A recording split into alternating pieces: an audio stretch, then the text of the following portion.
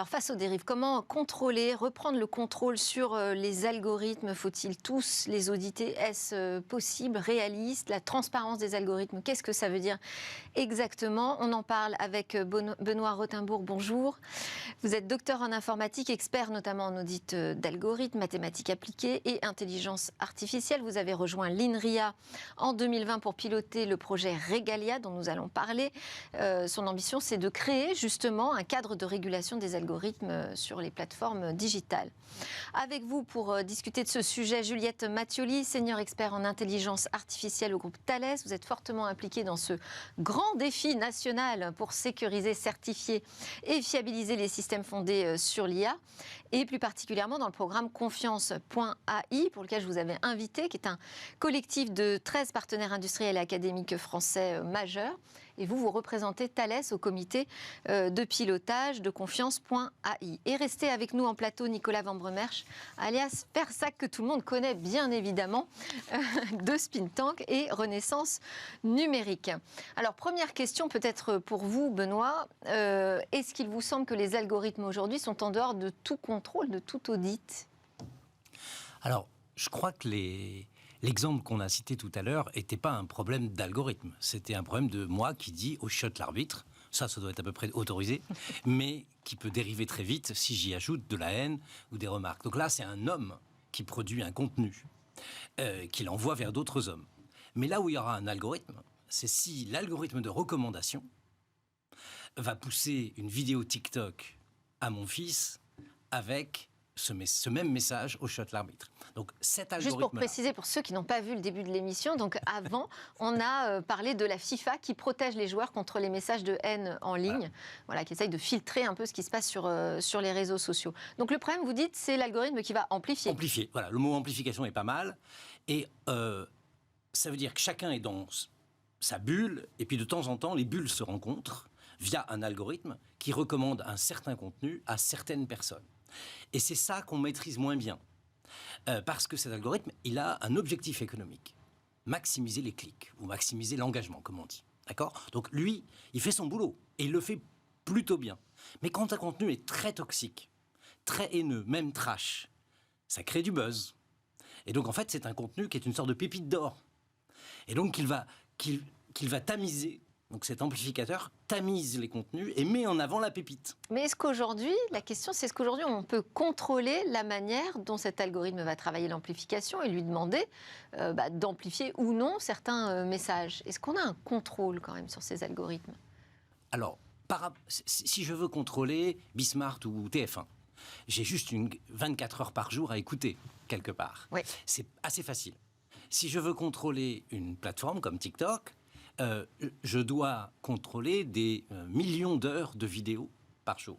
C'est beaucoup plus complexe en masse de travail. Je ne peux pas juste payer une petite équipe de 20 personnes à faire ça. Donc, la masse est telle et la personnalisation est telle que ça échappe au contrôle manuel classique.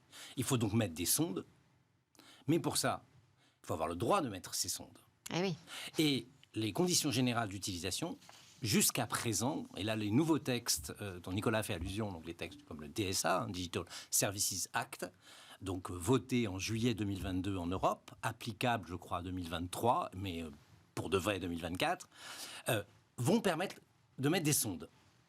Mais il ne faut pas que la sonde, il faut un dispositif mélangeant des spécialistes du droit, des spécialistes peut-être psychologiques pour détecter les problèmes avec l'anorexie, par exemple, ou des spécialistes vraiment même du droit constitutionnel, parfois, sur qu'est-ce que c'est que la haine, qu'est-ce que c'est que des minorités. Bon. Donc, on voit bien qu'il faudra mettre une sonde, et autour de la table, beaucoup d'intelligence humaine. Et ensemble, surtout. Ouais. Ce qui n'est pas notre spécialité. C'est difficile pour nos laboratoires, que ce soit CNRS, INRIA, ou des laboratoires même privés, c'est difficile de mélanger un data scientist, un sociologue. Moi, je travaille parfois avec des psychologues du travail. Mais vous savez que la solution ne réside pas uniquement dans les mathématiques, ce qui est déjà un pas énorme. Juliette Mattioli, quelles sont les conditions pour qu'on ait enfin confiance en ces algorithmes? Il y a beaucoup de conditions qu'il va falloir mettre en place. La multidisciplinarité en est une. parce qu'il va falloir donner des moyens de comprendre ce que font les algorithmes. Alors, pas forcément aller jusqu'à la transparence, qui est une notion où on essaye d'avoir l'information la plus claire et la plus complète. Alors justement, parce qu'il y a plusieurs choses pour la confiance, on va s'arrêter peut-être sur la transparence déjà. Qu'est-ce que ça veut dire de demander à un algorithme d'être transparent ? Alors, demander la transparence des algorithmes, c'est d'offrir la possibilité d'avoir accès à l'algorithme, à la façon dont il raisonne, hein, et donc au code. Ce qui n'est pas forcément quelque chose de facile et d'appréhendable par tout un chacun. C'est-à-dire que Benoît, moi et mon voisin, Nicolas, on est capable de peut-être comprendre ce que fait un algorithme. Mais une personne, un citoyen qui n'a pas une formation d'algorithmicien aura du mal. En revanche, là où on veut aller un petit peu plus loin, c'est vers l'explicabilité ou l'interprétabilité des algorithmes, c'est-à-dire comprendre pourquoi l'algorithme a donné tel résultat et pourquoi il a fait telle décision. Alors ça, c'est quelque chose qui, pour des algorithmes dits déterministes, est quelque chose de plus facile que pour certains algorithmes dits stochastiques, c'est-à-dire pour lesquels la réponse n'est pas toujours la même en fonction des mêmes entrées, mais ça, c'est pas quelque chose de faux, parce qu'on peut avoir plusieurs réponses à une question qui sont toutes valides, mais c'est comment est-ce qu'on y est arrivé et pourquoi il y a eu cette décision. Et c'est possible d'appliquer l'explicabilité à ces algorithmes qui offrent plusieurs réponses à la même question ? Tout dépend de la typologie de l'algorithme, hein, et il y a en particulier les algorithmes dits d'intelligence artificielle à base de données, c'est-à-dire l'apprentissage automatique, par exemple, c'est beaucoup plus compliqué et les chercheurs y travaillent. Aujourd'hui, les chercheurs commencent à avoir des solutions pour expliquer la décision d'un algorithme d'apprentissage. Ces explications sont compréhensibles par quelqu'un de technologue. Hein. Quand on fait de l'apprentissage sur de l'analyse d'images, on voit pourquoi est-ce que l'algorithme a décidé que c'était un chat plutôt qu'un chien.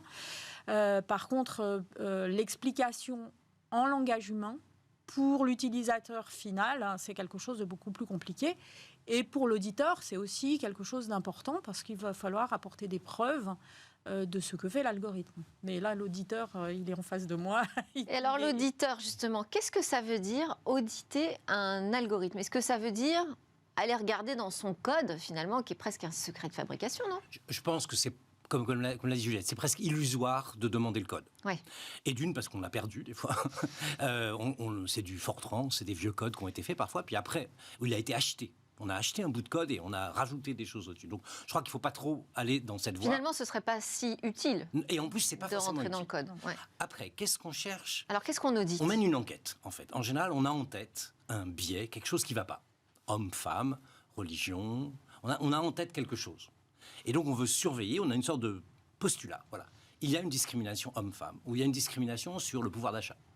Et on va mener cette enquête avec des sondes, hein, dont je parlais tout à l'heure, et soit on est vraiment sur une décision grave, un traitement cancéreux, quelque chose comme ça, une décision très grave qui a été prise, et là on se focalise autour de cette décision. Et on change un petit peu les données, on noircit le visage pour voir si quand le visage est plus noir, ça marche moins bien. Voilà. Donc on va vraiment faire de la micro-explication locale autour d'un point d'intérêt quand c'est grave. Et quand c'est grave en volume, toutes les femmes sont maltraitées par, où tous les gens à faible pouvoir d'achat sont maltraités par. Là, on peut raisonner plus statistiquement, où on va bombarder l'algorithme. Toujours pareil, avec des sondes, hein, on bombarde de questions, on récolte les réponses.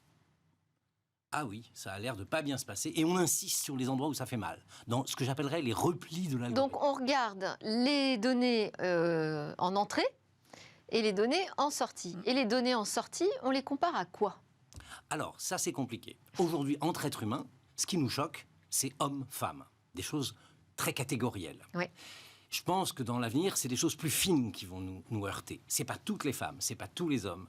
Et donc, du coup, plus je complexifie le problème, plus ça devient femme, obèse, noire, parce qu'il y a eu des incidents sur Instagram hein, sur ce sujet. Oui. Donc, quand je commence à intersectionnaliser mon problème, c'est infini. Et à la fin, il n'y a presque plus personne. Il y a un tout petit échantillon de 3 pauvres individus qui ont été maltraités par l'algorithme. Donc, il faut trouver un compromis entre des choses qui ont un préjudice pour la sous-population maltraitée et des choses qui sont quand même prouvables. Et ça veut dire qu'il faut définir le préjudice. Donc ça reste quand même, on compare l'algorithme finalement à une décision humaine. Oui. Alors, on peut aussi remarquer que on peut découvrir un biais dans un algorithme qui ne répond pas à une question qu'on se posait. Tiens, il utilise l'arrondissement. Oh, il utilise. Donc, on peut le découvrir aussi par. Moi, j'ai découvert des choses sur la place dans l'alphabet de quelqu'un. Donc, il y a des algorithmes qui traitent les choses par ordre alphabétique. Bon, ben voilà, l'alphabet, c'est pas un grand scandale. Mais quand vous appelez Rotembourg, c'est un peu plus embêtant. D'accord. Oui. Et, c'est un peu comme à l'école. Voilà. Toujours appelé le dernier. Eh bien, si ça se trouve, dans la société, votre place dans l'ordre alphabétique donné par vos parents en France, votre place dans l'ordre alphabétique est un biais. Voilà. Donc, il y en a qui sont graves. Il y en a qui embêtent l'homme, et il y en a qui sont découverts par les algorithmes parce qu'ils ont découvert un petit pattern, c'est-à-dire une sorte de comportement des gens en fin d'alphabet, obèses, noirs, etc. etc. Hein, donc Et il y a des algorithmes qui sont plus ou moins faciles à auditer, parce qu'on parlait par exemple de la reconnaissance d'images. Bon, ça c'est assez facile de se dire, ah ben là, il n'a vraiment pas bien reconnu, donc c'est un algorithme dysfonctionnant. La reconnaissance, je sais pas, de films sur Netflix par exemple, plus compliqué. Il faut s'assurer que les recommandations correspondent aux attentes de l'utilisateur, voire des utilisateurs derrière leur téléviseur. Mais alors, l'audit de l'algorithme d'un réseau social, comment on fait ça ?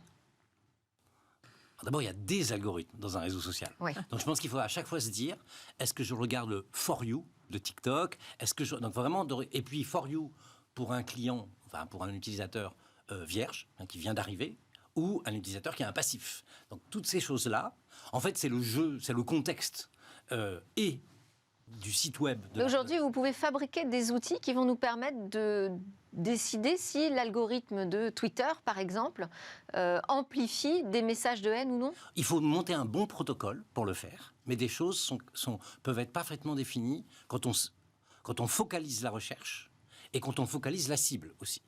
On ne va pas attaquer tous les contenus. On va quand même se concentrer sur les études qui avaient été faites sur justement les jeunes adolescentes anorexiques à qui on poussait des contenus qui pouvaient inciter au suicide, par exemple. Là, l'enquête qui a été menée pour faire ça, elle est très, très, très cernée. On ne va pas aller regarder des contenus de curling. Donc, ce serait illusoire d'imaginer un audit des algorithmes avec une sonde généraliste et tout automatisé. J'y crois pas. C'est un peu comme ce qu'on disait pour protéger. C'est plus simple de protéger quelques joueurs et entraîneurs pendant la Coupe du Monde que de protéger tout le monde tout le temps.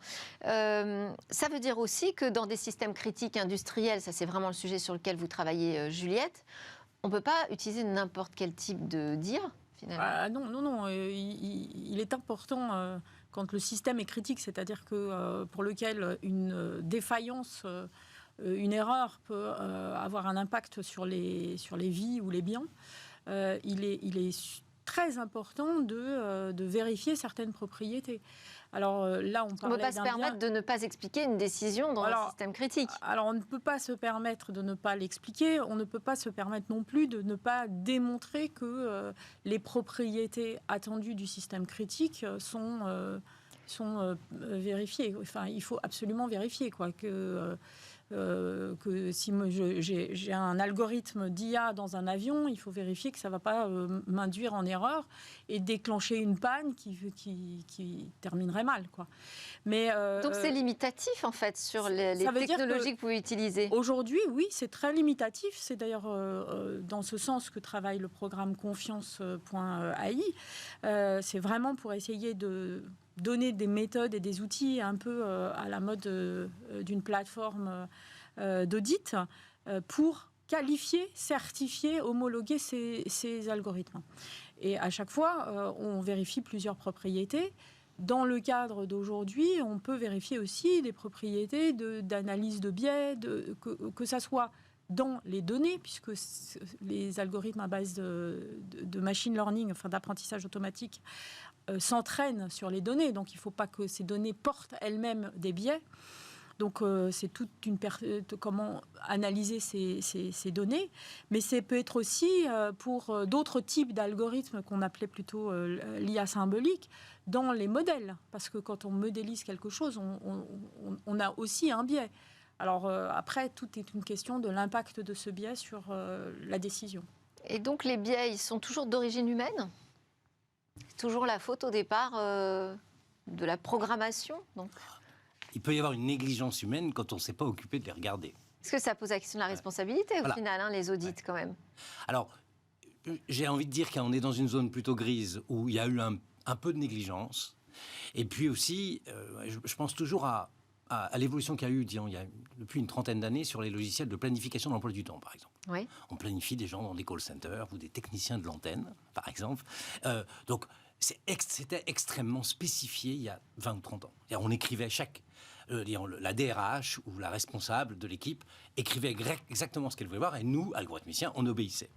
Aujourd'hui, je crois que ça a un peu changé. Et par exemple, Deliveroo est capable de mettre des jours d'arrêt maladie dans le critère de performance d'un livreur. J'aurais jamais fait ça il y a 30 ans, parce que je me serais pris la DRH. Voilà. Hein, bon. Et ce que je veux dire par là, c'est que là, j'appellerais ça une forme de négligence. Il n'y avait pas intentionnalité de pénaliser les livreurs malades le lundi, je ne pense pas, sincèrement. Mais le gars qui a fait ça, il s'est laissé aller, en quelque sorte. Il n'a pas eu le réflexe. Là, vous dites le gars. Donc, déjà, je suis biaisé. Oui. Responsabilité. Bon, déjà, c'est biaisé, mais... Pardon. Non, est-ce que je veux dire, c'est responsabilité humaine, là? Je dirais, lui ou son patron ou le patron de l'équipe aurait dû... Mais ce n'est pas un algorithme qui s'emballe tout seul, non. Ou qui crée des biais spontanément. Je pense que ça arrive, mais c'est peut-être pas le cœur du problème. L'algorithme a un objectif économique à atteindre, maximiser les clics, maximiser la recette.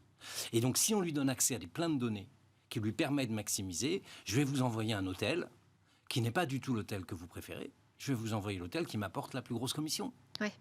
Donc, si personne s'en Donc, il y a une intention quand même. Il y a une intention économique dont un effet pervers est de vous envoyer le mauvais hôtel. On peut réparer un algorithme biaisé assez facilement? J'imagine que c'est un des objectifs aussi dans le programme de confiance. Si on s'aperçoit finalement que, malgré toutes les précautions qui ont été prises, on a un biais. J'appellerais ça pas réparer. Par contre, mettre des filets autour de l'algorithme pour éviter qu'il s'emballe ou qu'il aille dans des zones un peu tangentes, pourquoi pas.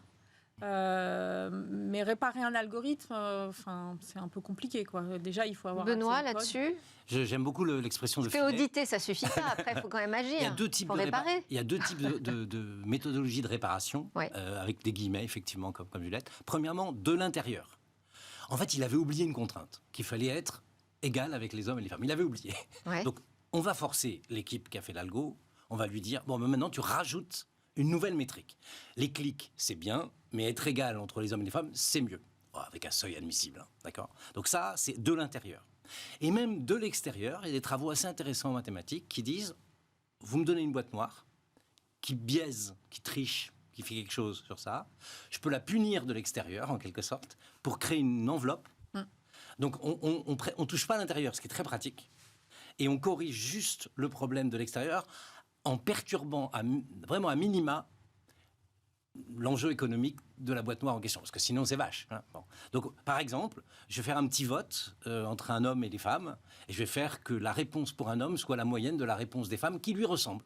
On a connu ces histoires d'influence des algorithmes sur les réseaux sociaux, hein, où certaines big tech ont lancé des IA comme ça, et les internautes se sont amusés à les transformer, à les emmener là où elles ne devaient pas aller. Alors là, c'est une attaque. Là, dans ce cas-là, et c'est très intéressant, c'est plus de la réparation, c'est presque de la destruction. Absolument. Donc oui, c'est une des fragilités des IA aujourd'hui. Et donc, je pense en particulier dans des contextes qui pourraient avoir des conséquences graves, il faudra suréquiper, disons, le chatbot ou l'IA, etc., de fonctions pour repérer que c'est une manœuvre. Là, on peut rendre étanche l'IA à ces manipulations. Alors, on y travaille. Aujourd'hui, ce n'est pas le cas. Par contre, rendre des IA robustes à des attaques, mais c'est un peu comme dans la cybersécurité. Hein, le risque zéro n'existe pas. Mais il y a de plus en plus d'algorithmes qui commencent à sortir et qui deviennent robustes à certains types d'attaques. Ouais. Ok. On n'a pas eu le temps de parler du futur règlement européen AI Act, donc en préparation au niveau de la Commission européenne, auquel participe le programme Confiance.ai. On espère une entrée en vigueur en 2025 ? Oui, par là. Oui, bon, Si on pouvait avoir un vote en décembre, c'est pas tout ça de serait suite. déjà bien. Et Exactement. effectivement, ça sera un an et demi après. Hein. Nicolas, avant qu'on se quitte, une question peut-être pour nos experts ou une remarque sur ce sujet?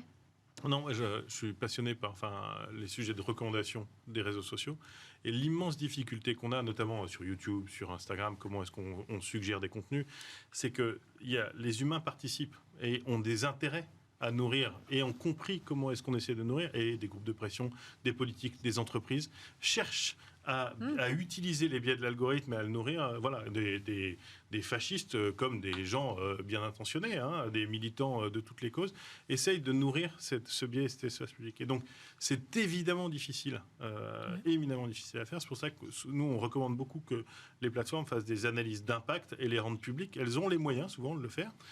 Elles l'ont fait en interne parfois. On a eu beaucoup de sujets. Frances Haugen nous l'a révélé, par exemple. Nous l'a révélé, qu'il savait des choses. Et que maintenant, il faut être plus participant et plus collaboratif dans des analyses d'impact sur des sujets donnés, en ouvrant et en participant avec finalement, les chercheurs. l'audit dont vous nous parlez, c'est une analyse d'impact. C'est le droit d'accéder, le droit de mettre des sondes et de mettre des ONG, des gens à bonne sensibilité, des chercheurs aussi, à jouer ensemble la carte de d'où vient le problème, est-il amplifié? Et effectivement, l'homme joue contre lui-même. Merci beaucoup à tous les trois. On a largement dépassé le temps qui nous était imparti, mais c'est pas grave, c'est passionnant. Benoît Rothenburg de l'INRIA, Juliette Mathioli de Thales et Confiance.ai et Nicolas Van Brommerge de Renaissance Numérique et Spintank. Juste après la pause, on va découvrir le portrait d'une femme entrepreneur dans la tech qui prend une grosse responsabilité au sein de Croissance Plus.